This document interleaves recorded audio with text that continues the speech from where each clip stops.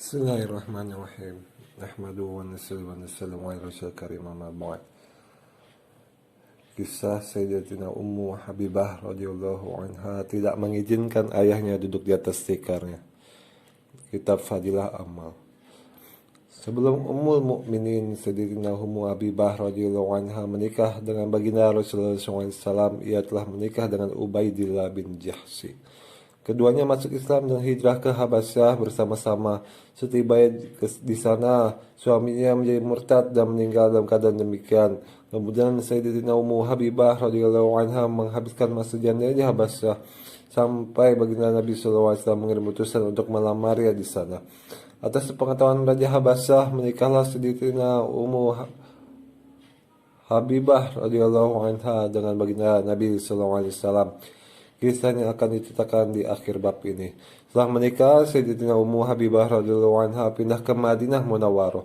Ketika masa berlakunya perjanjian damai Hudaibiyah, ayah Sayyidatina Ummu Habibah radhiyallahu anha yang bernama Abu Sufyan datang ke Madinah untuk menguatkan perjanjian dengan baginda Nabi SAW. Ia juga mengunjungi tempat anak perempuannya. Di rumah itu terhampar sehelai tikar. Ketika Abu Sufyan hendak duduk di atasnya, Sayyidatina Ummu Habibah radhiyallahu anha segera melipat tikar itu. Ayahnya heran, bukannya menghamparkan tikar tapi malah ia menggulungnya. Maka ia bertanya, apakah tikar ini tidak layak untuk aku duduki sehingga kamu menggulungnya, atau aku tidak pantas duduk di atasnya?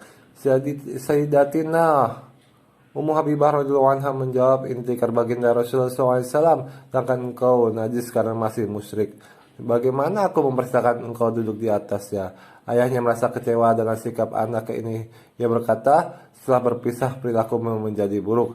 Sebenarnya sikap tersebut sebagai rasa hormat Sayyidatina Ummu Habibah radhiyallahu anha kepada baginda Rasulullah SAW. Bagaimana ia dapat menahan perasaannya jika seorang musyrik duduk di atas tikar baginda Rasulullah SAW? Meskipun orang itu ayahnya sendiri, apalagi orang lain. Suatu ketika ia mendengar sabda baginda Nabi SAW mengenai fadilah salat duha 12 rakaat. Setelah mendengar hadis tersebut, Sayyidatina Ummu Habibah radhiyallahu anha selalu menjaga salat duha. Selanjutnya dikisahkanlah bahwa ayahnya akhirnya masuk Islam. Ketika ayahnya meninggal dunia, 3 hari kemudian ia meminta minyak wangi dan memakainya.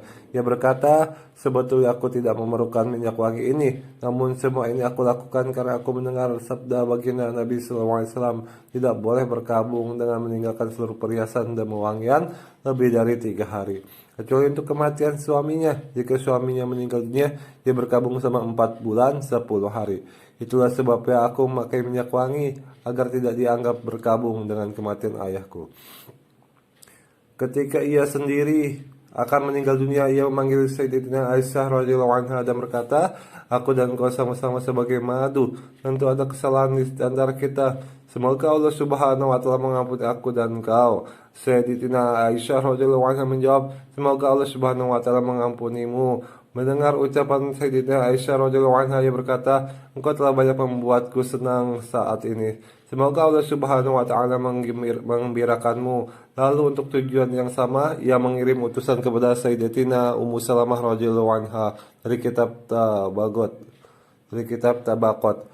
Faedah, hubungan di antara istri-istri yang dimadu biasa enggan untuk saling bertemu. Namun Sayyidatina Ummu Habibah radhiyallahu anha menghendaki agar hal-hal yang terjadi dalam hubungan sebagai sesama istri diselesaikan di dunia ini, sehingga tidak ada